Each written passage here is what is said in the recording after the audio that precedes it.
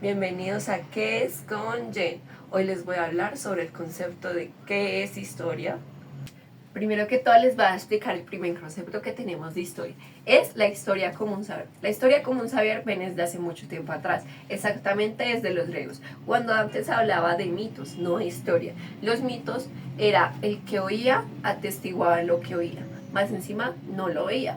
Entonces empezó a nacer un sustantivo que es el histor, que es el que atestigua o el veedor.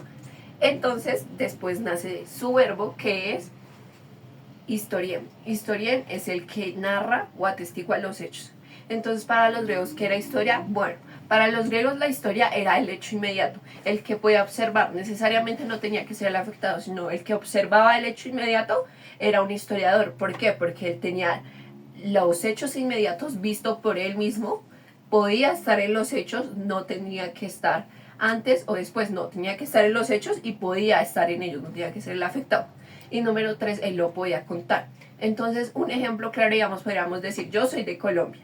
Entonces, si yo quiero ser un historiador para los griegos, yo me tendría que ir, no sé, a Venezuela a ver cómo está la situación en Venezuela.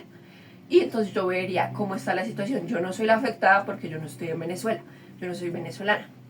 Pero si yo voy a los hechos y estoy presente, los atestiguo, veo con mis ojos, analizo y veo todos los hechos que han ocurrido, digo, entonces soy una historiadora y voy y cuento mi historia y lo que vi para los griegos era una historia.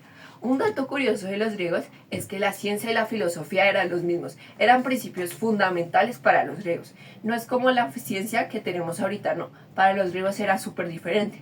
Por eso la ciencia y filosofía eran los mismos, o sea que para ellos la historia era ciencia, pero no era tan exacta. Otro dato curioso que tenían los griegos es que aparte ellos no solo investigaban la humanidad sola, no, ellos también investigaban lo que no es humano. Lo que no es humano se investigaba, por ejemplo, investigando sobre los animales, la tierra, las cosas que nos rodean a todos en el planeta. Esto es la historia como un saber. Ahora les voy a explicar la historia no como un saber, sino como un estar. ¿A qué se refiere esto? Ya la historia no va a ser inmediata como antes nos lo explicaban los griegos, sino ya va a ser más un investigador de archivo. ¿A qué me refiero con esto? Muchos investigadores se van a pasar a investigar lo del pasado que ellos no pueden ver. Entonces van a ser unos investigadores de archivo, van a apoyarse en la arqueología y todos estos conceptos que nos traen.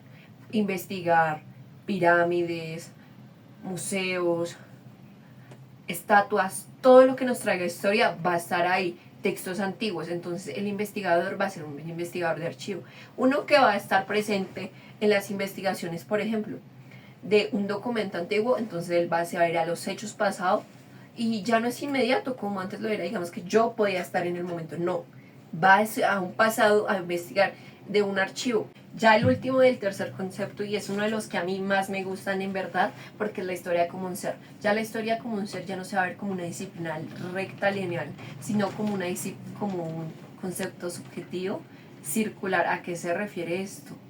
La historia empieza aquí y nunca vamos a ver cómo termina porque no tenemos marcado exactamente qué pasa.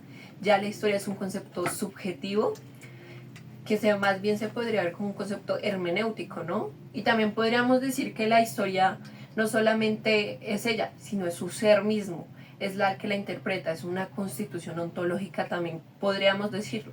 Y en este contexto, la verdad, me da mucho que expresar y pensar, porque claro, si yo no sé, yo no puedo cambiar mi historia, entonces, ¿quién la puede hacer? Pues bien, en este concepto, nosotros escribimos nuestra propia historia. No, nuestra historia tiene que estar marcada por la de otro, sino es un concepto circular, donde todo tiene un comienzo. O sea, para mí esto, y los hechos más importantes van hacia mi círculo.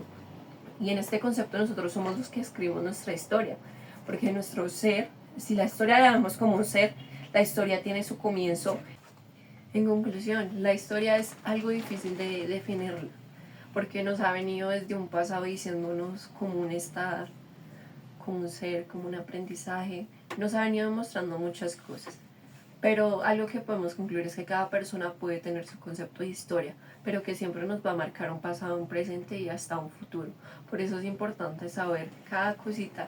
A veces nosotros no aprendemos a definirla, pero la historia es algo importante que nos marca a todos y deberíamos aprender de ella.